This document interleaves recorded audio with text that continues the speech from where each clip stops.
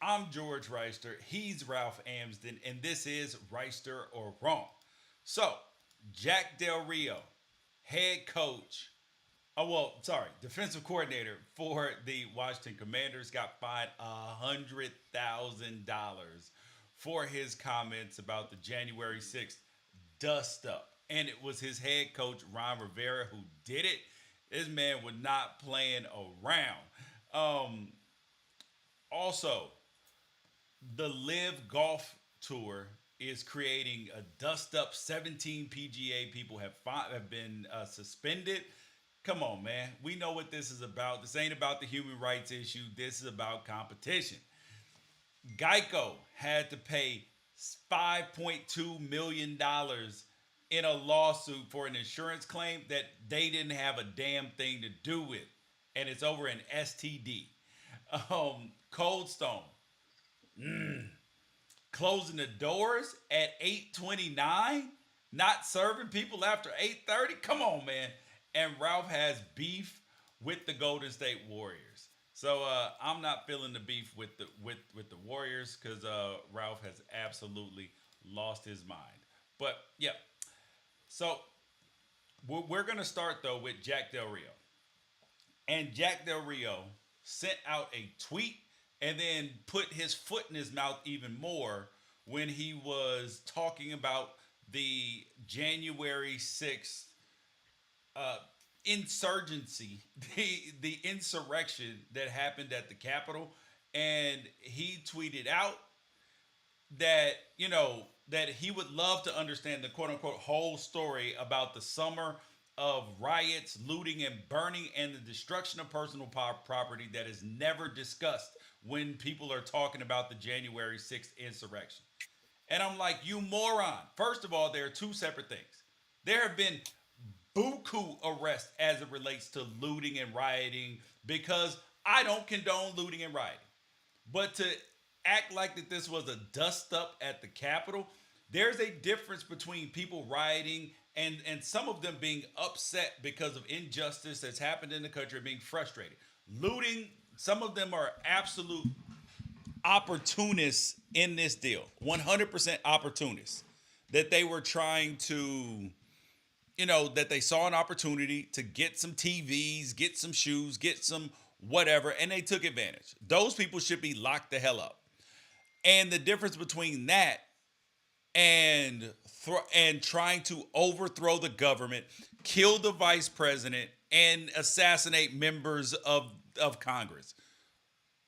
And now he's been fined $100,000, not by the team, but by the head coach Ron Rivera, and that money is being donated to the Capitol Police Memorial Fund. Oh, because they had officers die.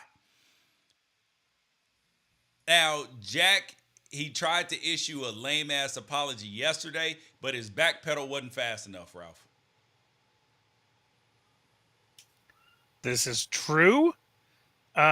It the comments really caught me off guard because it felt like he was asking why the federal government is so interested in investigating something that happened on federal government property.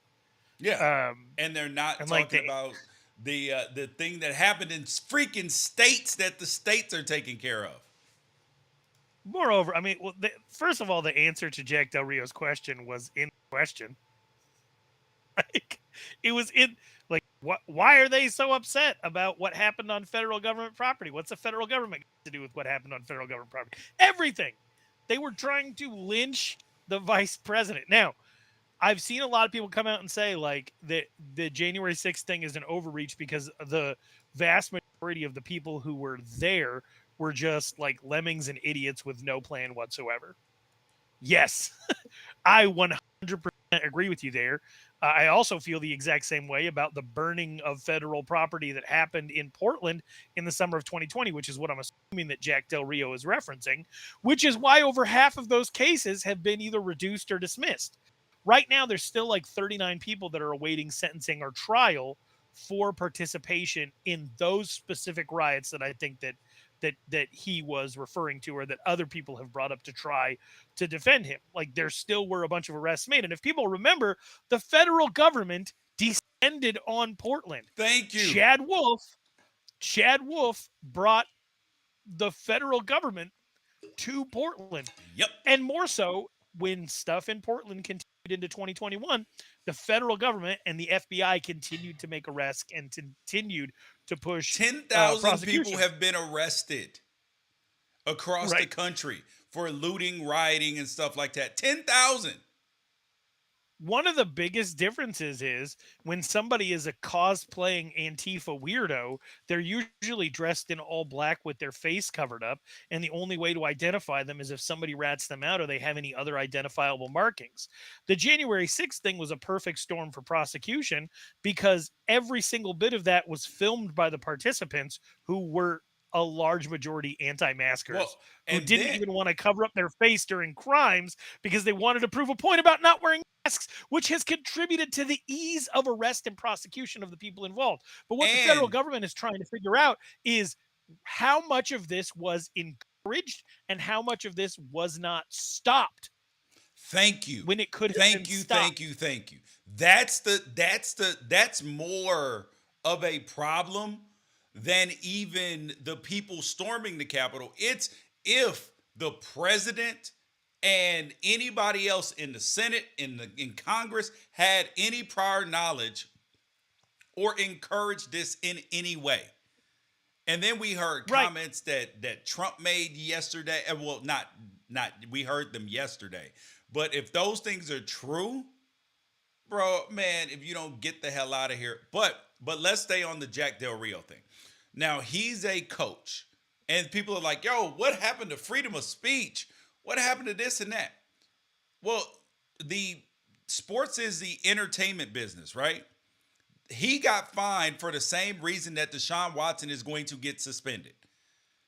Deshaun Watson is not going to jail. There were two grand juries. No prosecution is going to happen to Deshaun Watson unless something weird comes out now. But he's going to be suspended because he messed with the money. And Jack Del Rio, with his comments, messed with the money. You mess with the money, you will get a timeout. Right. And Jack Del Rio's getting more and more comfortable speaking his mind on issues that he's clearly he's just clearly off base. This is not a right versus left thing. You can be MAGA and be a coach. Most coaches are, especially white coaches. Like most men with a lot of money and control issues who go into the coaching profession are going to vote for Donald Trump or whoever he tells them to vote for. That's okay. I've completely made peace with that. And you can be open about who you support in your politics, and I don't think that you deserve the backlash from the loud and angry liberal populace who does not want you to think that way. However, when you are just objectively wrong, when you are objectively wrong and you paint the attempted murder of the vice president, the murder of a police officer, the subsequent suicides of police officers, and the killing of one of the protesters in Ashley Babbitt who was trying to break through a window. When you refer to that as a dust up, while like people in Congress are hiding in their offices and hiding on the floor, when you refer to that as a dust up and you're the defensive coordinator in that same city, Oh yeah, that doesn't work. ugh, There were two you need things that saved the dust up from being what he called a dust up, from being bigger. That was the officer who ran the people the wrong way, and the fact that Ashley Babbitt got shot. That was a game changer because the people were like, "Oh yeah, we won't be going in there," because they're not playing around. Like they actually shot somebody. Like that was the one that, and it was so many people that saw it. They were like, "Nah, never mind. I'm gonna head out," because I didn't sign did you up for ever that. did you ever have any moments as a kid where your parents gave an inch, you tried to take a mile, you made it about half a mile before they reacted, and then you got your ass beat? Oh yeah. Like because and I think one of the biggest pushbacks on some of the stuff that's going on is a lot of these people wouldn't be being prosecuted because they were successful in getting into the Capitol because there was sort of a police stand down and almost like a level of it seemed permissiveness to keep Correct. them that allowed them to get as close as they got, right? And once they got as close as they got, they assumed there was going to be no penalty for their actions. And so halfway into that, they got an inch and they're taking a mile. Someone gets shot and killed. And then everybody involved is like, but they let us this far. How could they react this way at this point? Like, you clearly saw people trying to barricade doors, hold them shut with guns pointed at you. That was the line. Yep. That was the line to not be crossed. And I think I personally, I'm not one of those people that's like, good, Ashley Babbitt got what's coming to her. I look at that as a tragedy. She's somebody who served the country. She's somebody who deserved to have her brain rotted by partisan politics and end up trying to storm the halls of Congress. And it, to me, it is a tragedy that she's dead. But one of the things that you could tell is there were a lot of casuals in that crowd because once they saw blood, they fell back. Oh yeah. Right. And so here's the other thing about Jack Del Rio, Ralph, is that if anybody should understand because the whataboutism was just absolutely just ridiculous. Oh well, what about them? These are two different things, and those people are being prosecuted by the states. But the other part is that Jack Del Rio in 1987, when the NFL was on strike, when the players went on strike, Jack Del Rio beat up Otis Taylor, who was trying to go into the stadium because he was a scout for them. And he had retired from the NFL 12 years prior to that. And he thought he was a current player, like one of the scabs that was coming in. So he beat up Otis Taylor. He slashed tires, broke windows of the scab players. Now, he's talking about in his statement, oh, I'm all for peaceful protest. A strike is a protest. Now, if anybody can understand what it's like for people to feel like there's been injustice heaped upon them out in the world, Jack Del Rio should be the main one understanding that, knowing your history, right, pal? I mean, that Jack Del Rio used violence to further his own means. Correct. Interesting. But it's curious. He doesn't understand it when it comes to some other people. He doesn't understand it when it comes to social justice, but he understands it when it was when it was at the Capitol, right? He understands it there. He's like, it was a dust up. And this is the same man. Like, reading his tweets over the last year have really given me a lot of insight on how he was with the players. Because I got drafted by Jack, and he was billed as, oh, he's going to be a player's coach. Nothing about that. He was the type of dude who would high-five you in your face and MF you in the meeting but behind you. That's why players like Coughlin way better. Because I went to New York after, and to see, like, Coughlin would tell you the truth. He'd be like, listen, you ain't getting it done, so we got to find somebody else if you don't. And players can respect that. And Jack used to talk about, I want leaders. Man, this is the kind of guy that I remember, I forget who we were playing, but Deion Grant, who was one of the best teammates I ever had. And he was a great leader. He played safety for us, good community man out in Atlanta, all of this stuff. So Deion Grant, so we were getting our ass whooped at halftime.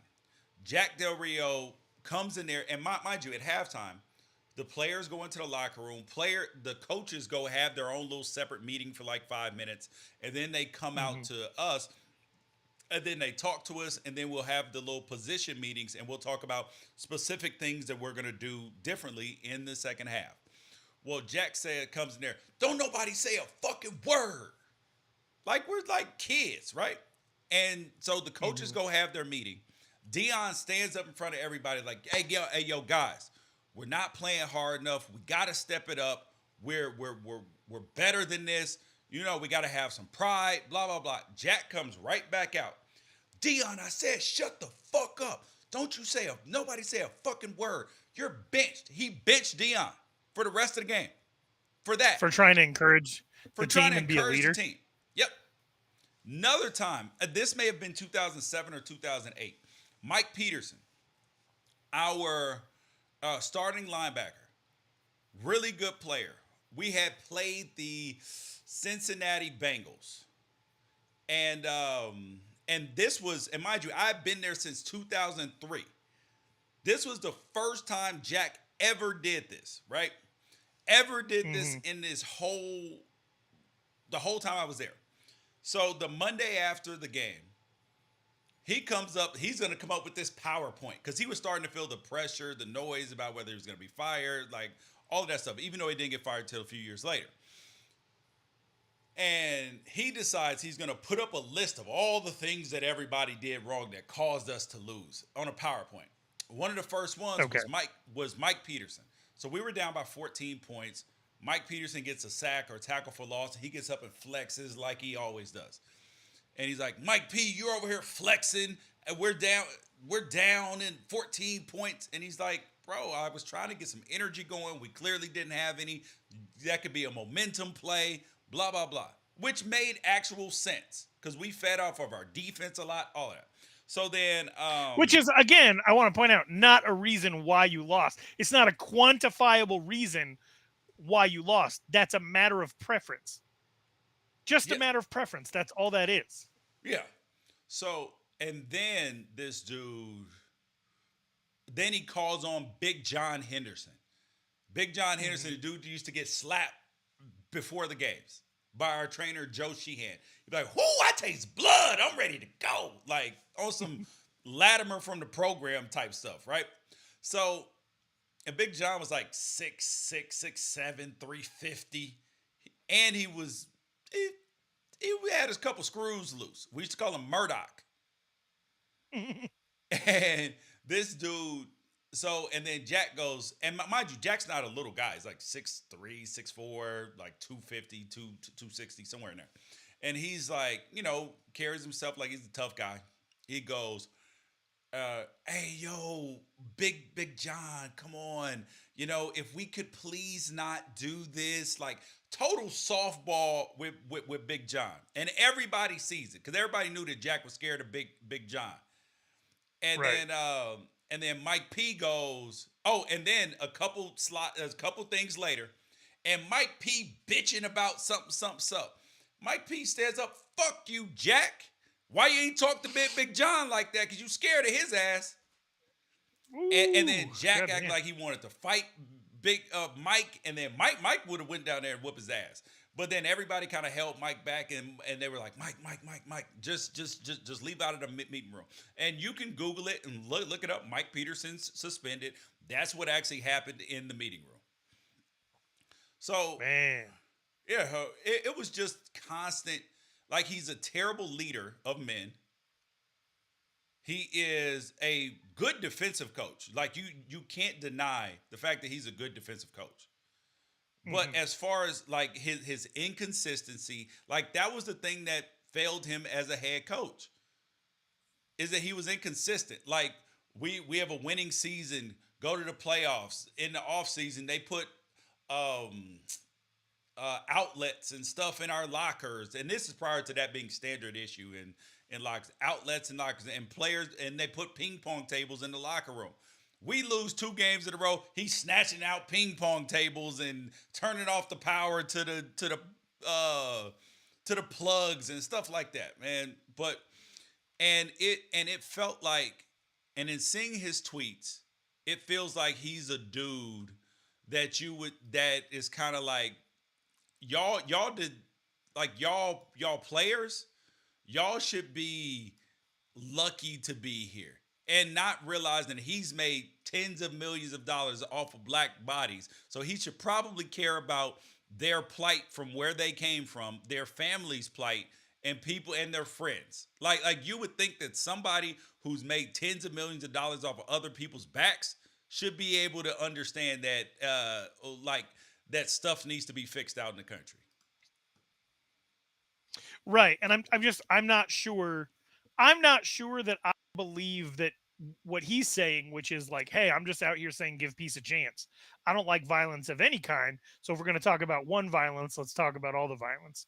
I highly doubt that him saying things that mirror right-wing talking points are actually original thoughts. Exactly, They're bro. not. No, They're no. not. He's Like he's he's the watching OAN. He's watching, uh, watching Tucker Carlson at night, repeating these things. Yeah, absolutely not. and that and that's fine. You have every right to have a conservative political mindset. But the truth of the matter is there are media companies who have been incentivized to push back against any witch hunts against Daddy Trump. And if you're part of that, then you're just being tricked. You're the mark. The next thing that we're going to talk about is the exact same thing. Like there are people who are being tricked who are easy marks, and all it takes is just a little bit of money and a little bit of media to get you there. Yep, 100%. So I guess the final question is: are you okay with him being fined $100,000?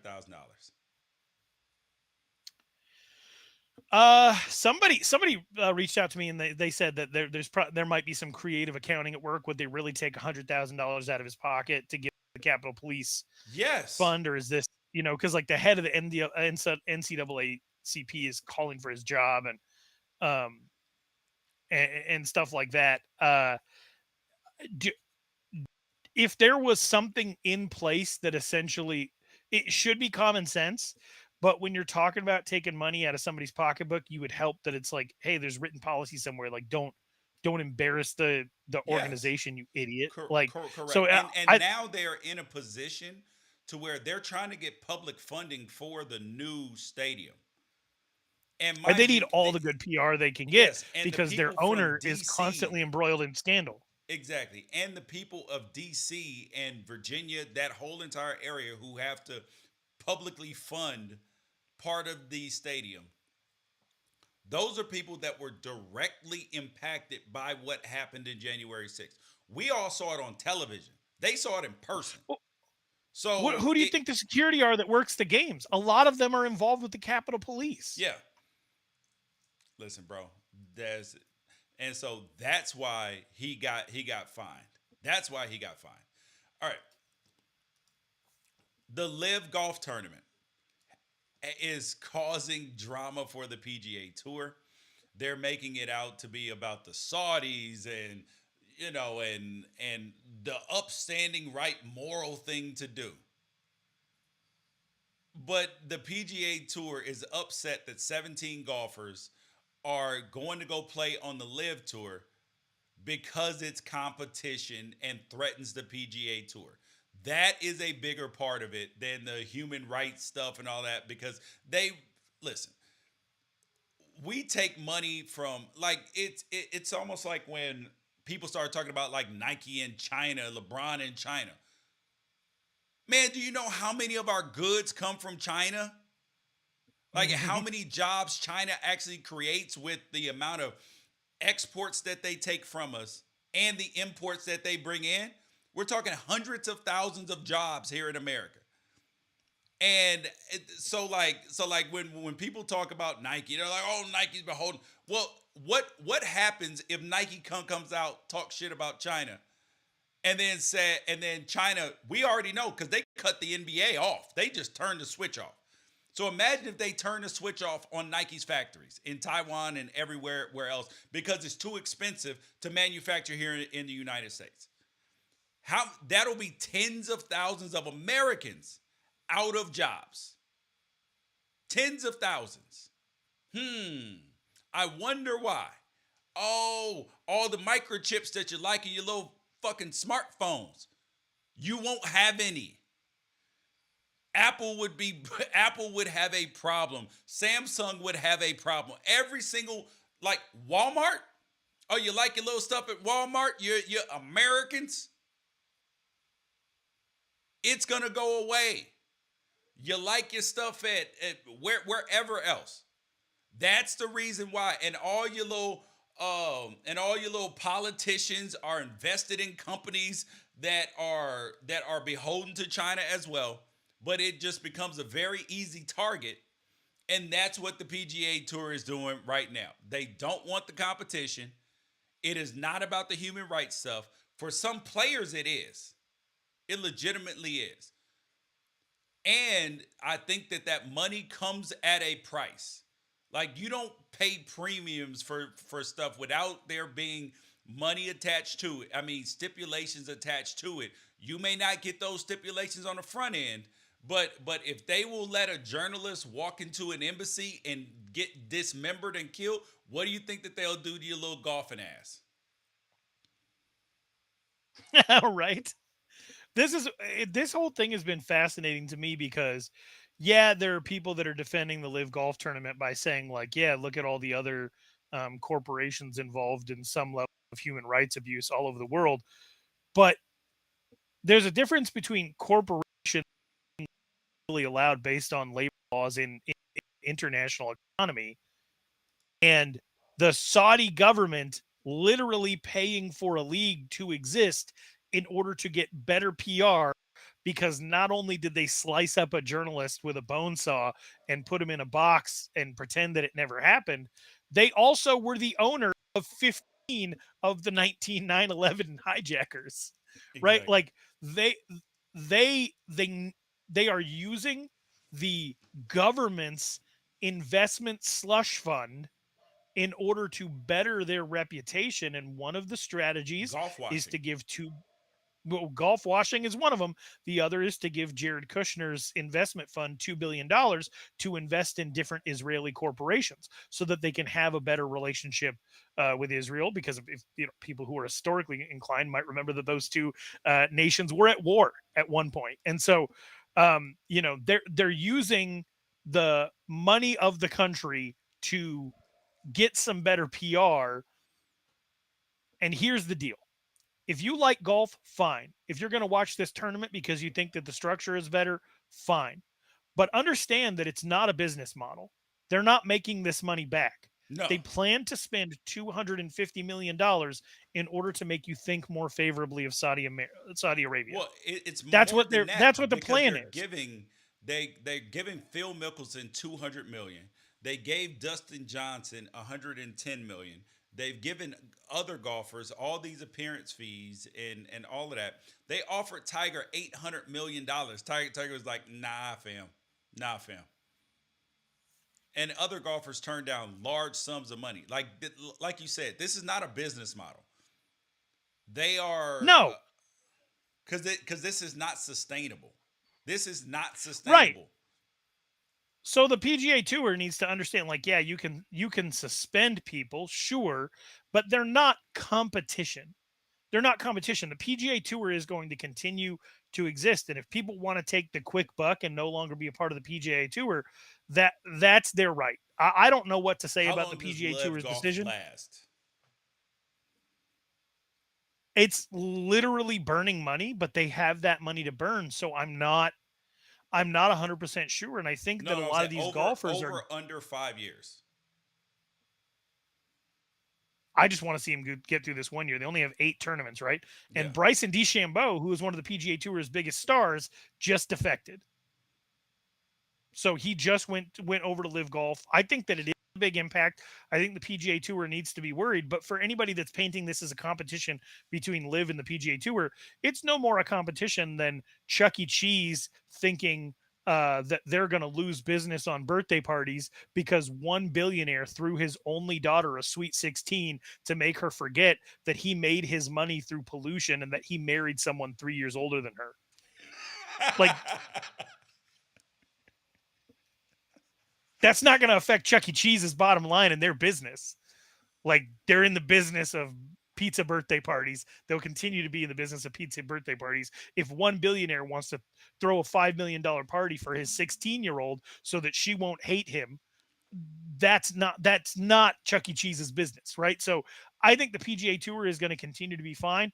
The star power that went over is star power that got built up on the PGA Tour. Yeah.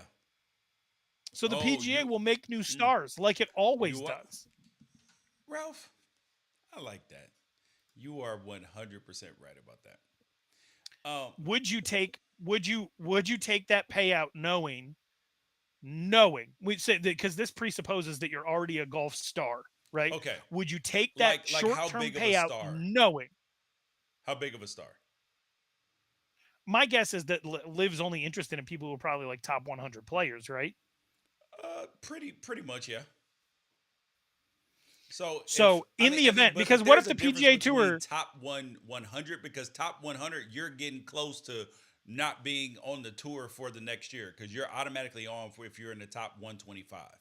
So Okay, so if the PGA Tour says that, all right, these are Pete Rose suspensions, because I think that's the gamble that people are taking, is that if this is a 5-year suspension, well, I made $50 million, I can take the 5-year suspension and come back later.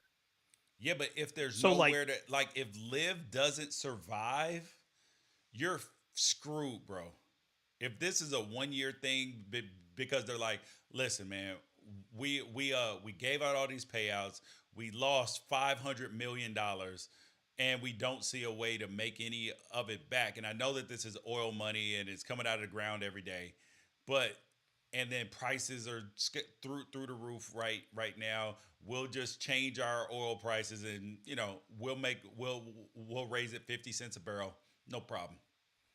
So like, yeah, I mean, there's that part of it, but it's just like knowing that you're part of the Saudi Arabia rehab tour, where women still don't have basic human rights. They'll it would throw not be gays off right a for building, me. and they.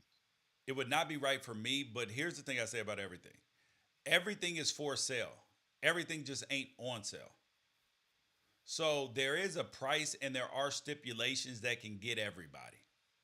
Like there are some things that they could do to get Tiger. Give Tiger $1 billion instead of 800,000 and say, "Look, we are going to change our laws on women because Tiger Woods asked us to."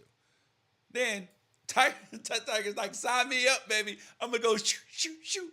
But Tiger knows that he's already gonna make $1 billion off of designing golf courses, merchandise, everything, and he doesn't want to Yeah, put that and his brand in jeopardy because he's a unique case. All right, it is but Phil's willing to do it, and Greg because Norman's Phil's willing to do $40 it. You, million in debt, and they gave him $200 million. Hell yeah, he's signing up. yeah, He's like, more gambling money yeah. for me. You know what I would do? Yeah, I think you know me well enough to know what I would do. You would I would not do take. it because Oh no, I'd take that money, and it would go directly to the Association for the Protection and Defense of Women's Rights in Saudi Arabia and Jamal Khashoggi's family.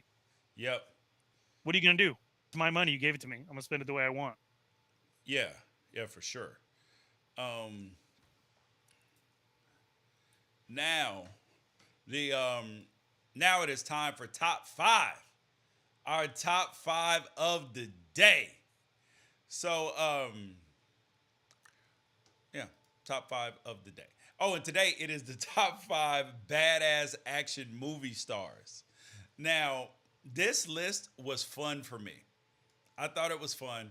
Who are your Why are we who? doing this list? What movie are you headed to see tonight? Uh, the movie with the Is planes it and the jets and Top Tom Gun Cruise. Yeah, yeah, Top Gun Maverick. Planes and Jets and Tom Cruise movie? Yeah, yeah. So I'm going to go see that. But that's what spurred the decision to do the top five badass action stars. So not fictional characters, but actual actors or actresses that would make you go out and see an action movie just because they're in it. Yep. Okay. My number five, Harrison Ford. I know people can be like, Harrison Ford. What are you talking about, dude? We got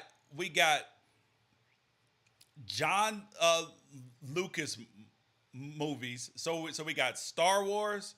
We have The Fugitive. John Lucas, the basketball coach.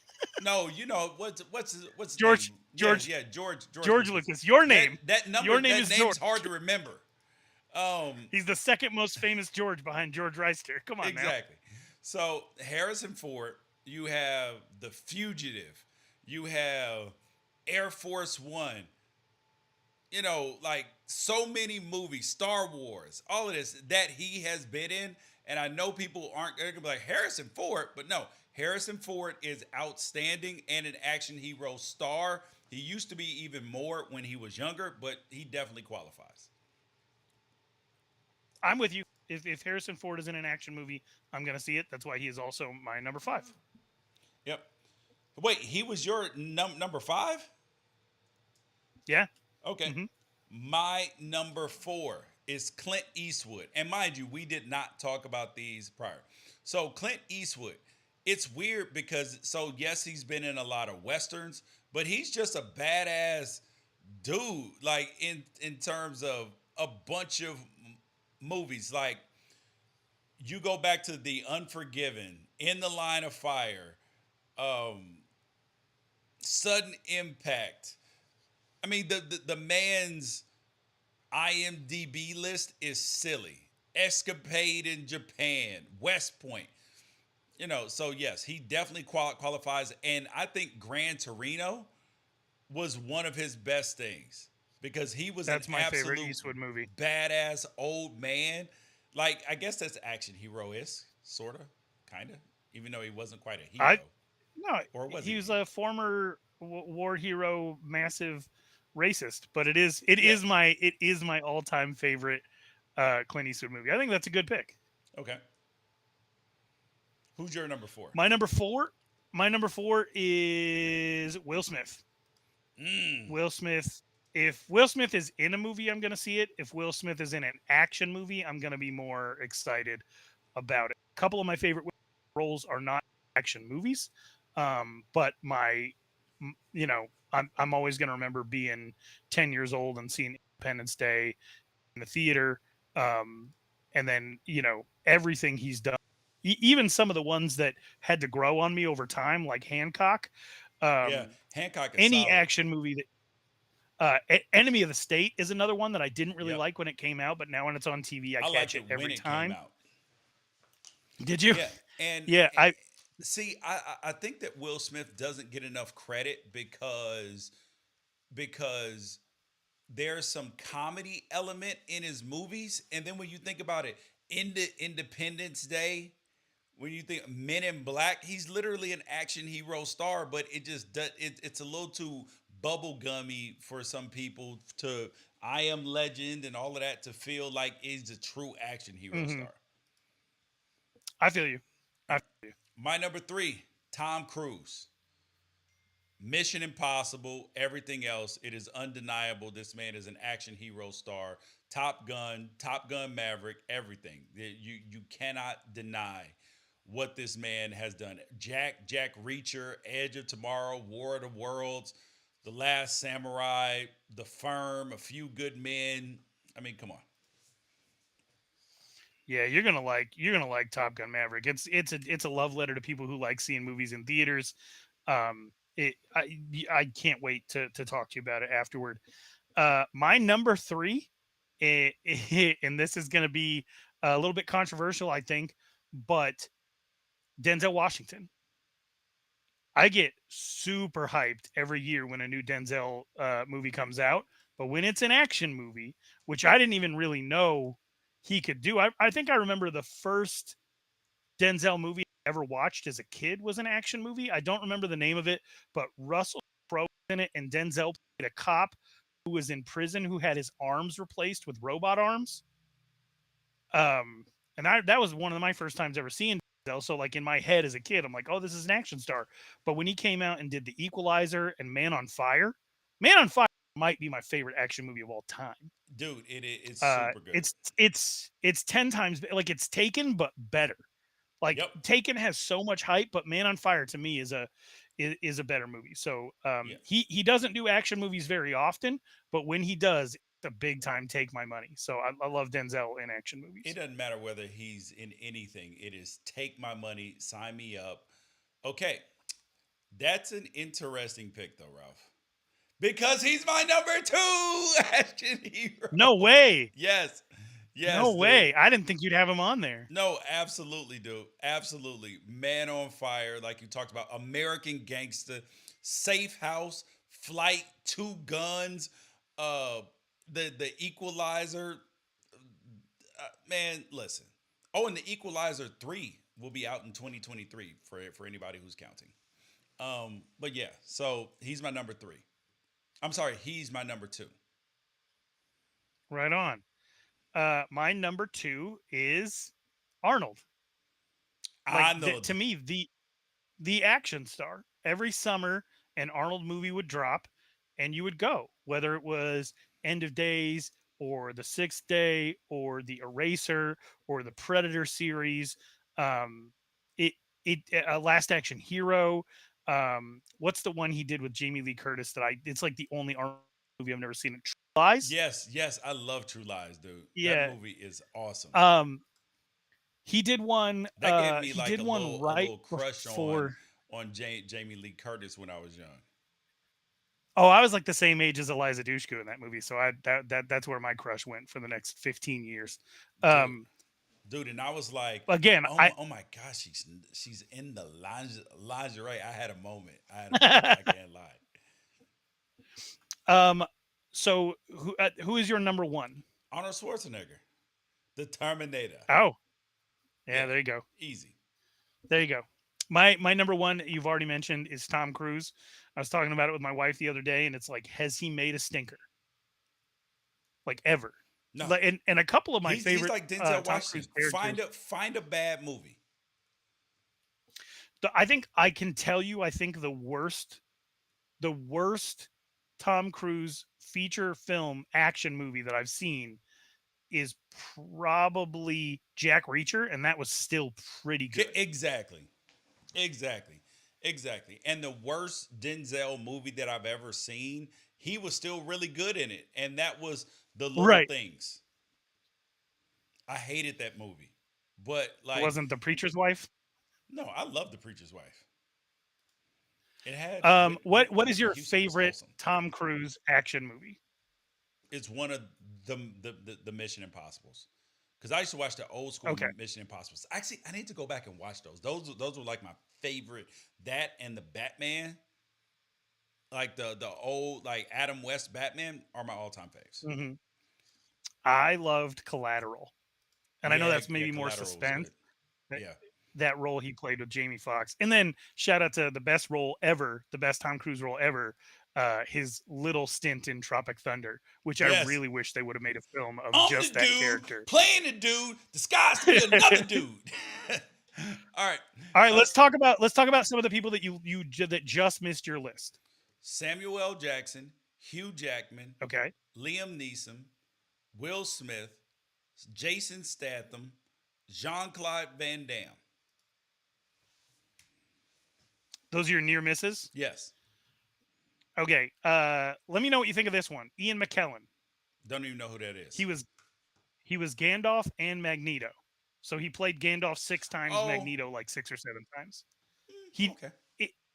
Technically, he's like more of like a theatrical guy, but I don't know. I just know that if he's in something, I'm probably going to go see it. No, I had Keanu, which you have a really... Yeah, I have a tough time with Keanu Reeves. Because, and I'll say my tweet, The Matrix and Avatar, both of those first movies, because they're making a new Avatar too, are by far they're solid movies, but they're by far the most overrated, overhyped, over talked about, over given credit for movies of all time. Not every take can be a good one, but also that's how I feel about Fast and the Furious. So, I know he is an anti-Semite and a weirdo, but Mel Gibson. Yeah. Oh, yeah. I can. If Mel Gibson hadn't, he gave us Braveheart.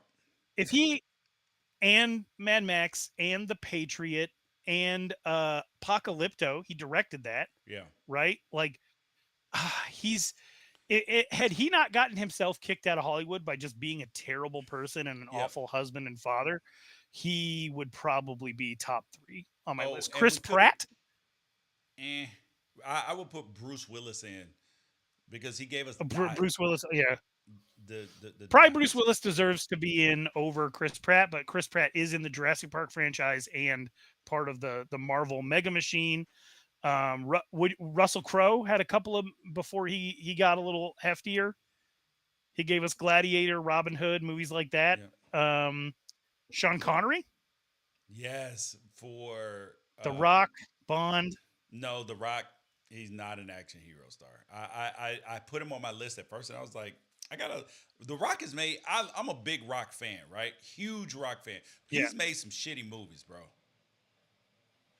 He's made more stinkers than any other top actor like that. I'm just saying. What about Ben Affleck? Ben Affleck did some Batman, some Daredevil. He's done a few. And I'm a Ben Affleck fan. I like the director better. All right. And I want to throw one female name out there because she almost made my list. She was my number 7. Uma Thurman. I would put Gal Gadot on there first, but Uma Thurman is legit. And She I like killed Bill. Yes, and I like a little Charlize Theron too. All right, new story, and we're gonna breeze through these because these are hilarious.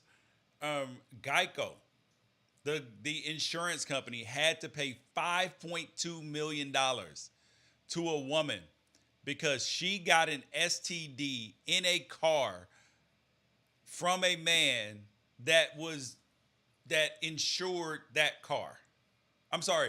Yeah, insured that car with Geico. This is the most frivolous BS lawsuit. People should never be rewarded for stuff like this, Ralph. Why weren't you wearing a condom with some random person, apparently? So let's see if we can get some and she got details an here. HPV, Okay. Yeah.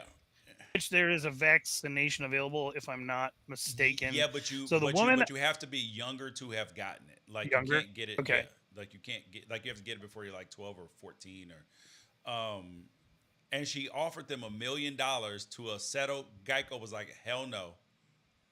And then she got $5.2 million. This is the most ridiculous story of all time.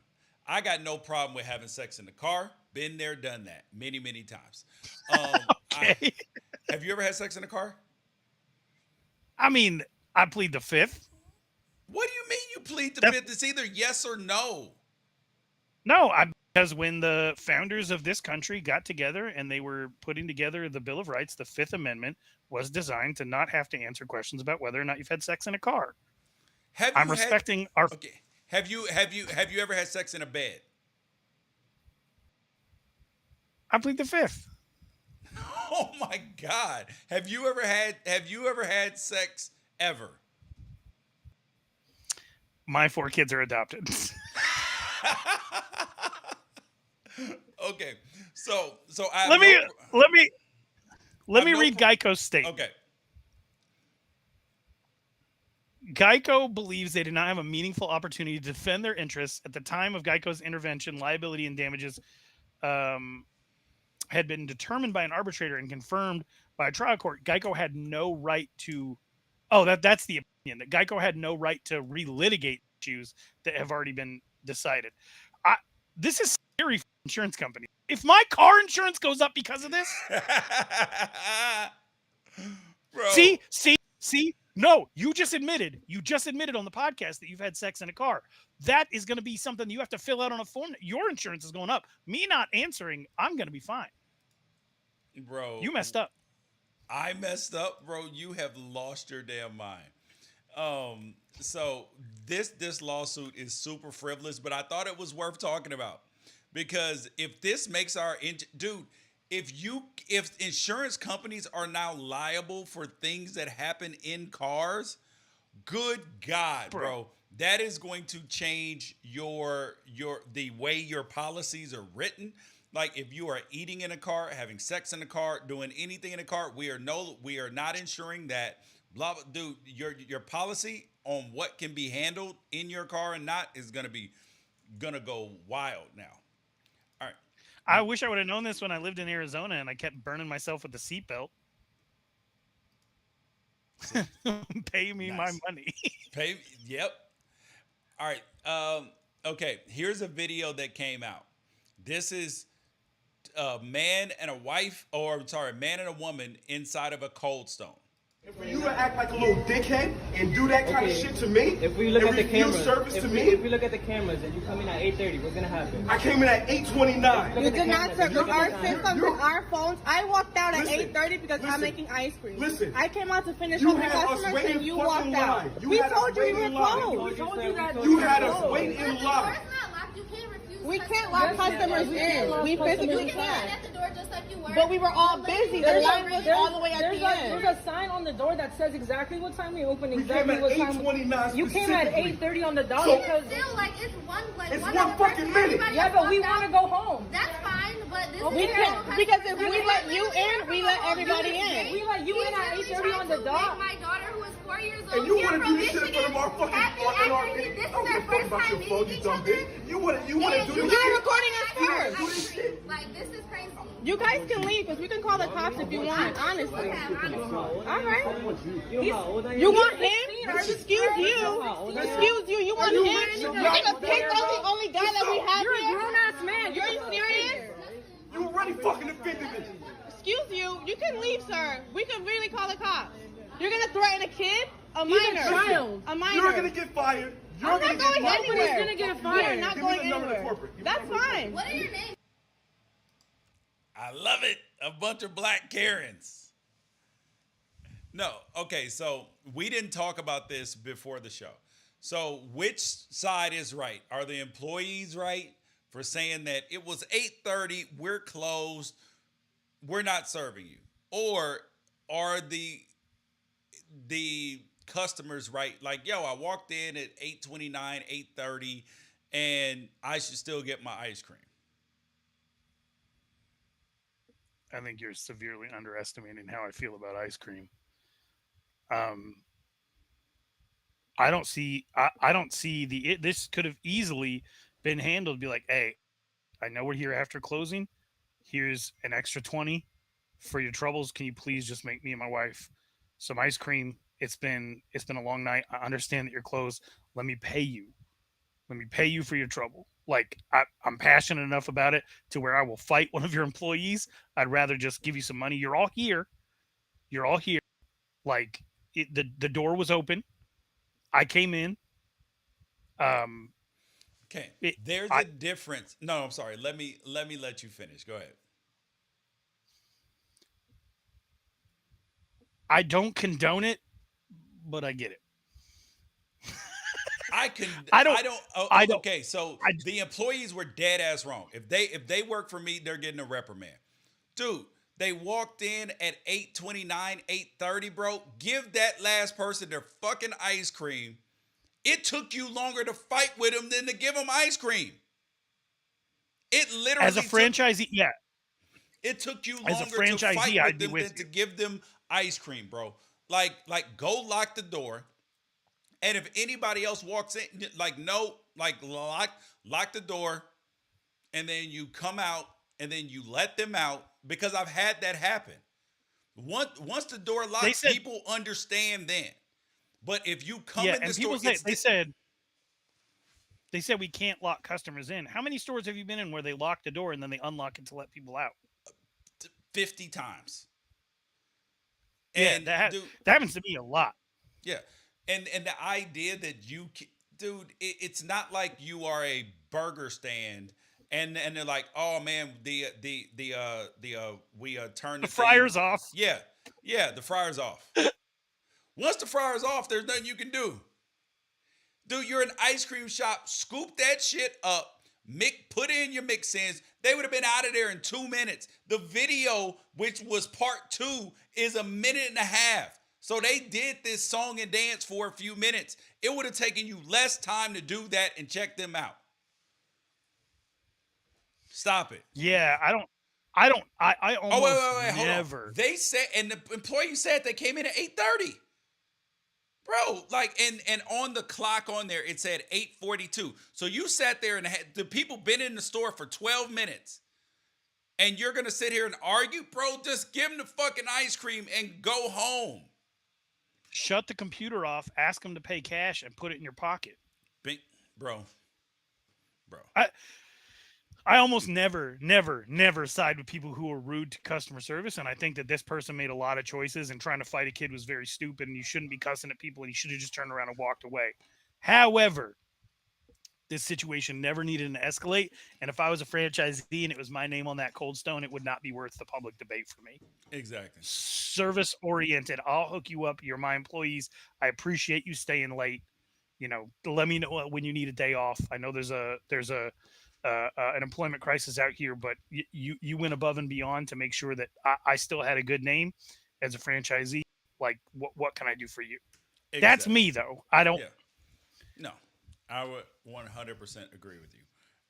Final thing, because we're out of time today, Ralph. Warriors or Boston Celtics tonight? Well, the Warriors are soft, so I guess they're going to lose out. They're soft like Cold Stone ice cream. Soft.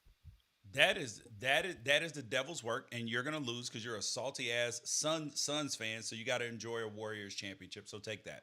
I was rooting for the Warriors until Klay Thompson came out and he's like, "Oh, cuss words," and then Draymond Green's wife is doing the same thing after he was flipping everybody off, and he cussed in front of his own kid in the press conference. Love it. There is no reason for them to cry. Love it. You love the crying? Call the fouls. Call the fouls. Warriors are winning. I don't care what they do. The Warriors can do no wrong, just like LeBron. Goodbye. Have a good day. Just catch you on Monday. The same LeBron that got cussed at by Warriors fans and Klay Thompson defended the fans? Don't do that.